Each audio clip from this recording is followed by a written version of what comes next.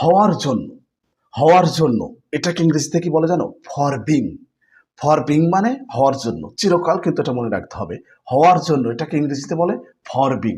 উদাহরণ দিলেই বুঝতে পারবে। শিক্ষক হওয়ার জন্য তোমাকে অনেক পড়ালেখা করতে হবে। শিক্ষক হওয়ার জন্য তোমাকে অনেক পড়ালেখা করতে হবে, এই যে হওয়ার জন্য। তাহলে কি হবে? For being a teacher you have to study a lot. For being a teacher you have to study a lot. মানে শিক্ষক হওয়ার জন্য তোমাকে অনেক পড়ালেখা করতে হবে।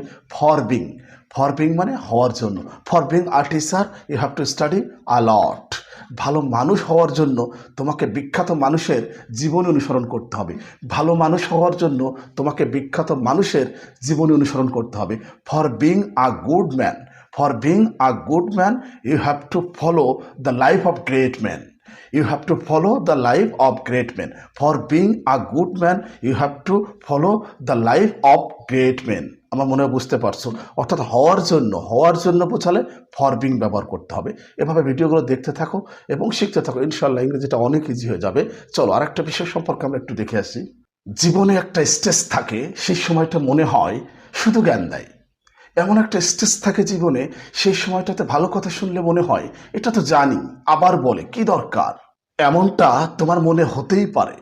তারপরেও কেউ কেউ থাকবে, মনোযোগ দিয়ে শুনবে এবং সেখান থেকে কিছুটা নেবে। দিন শেষে তারাই সফল।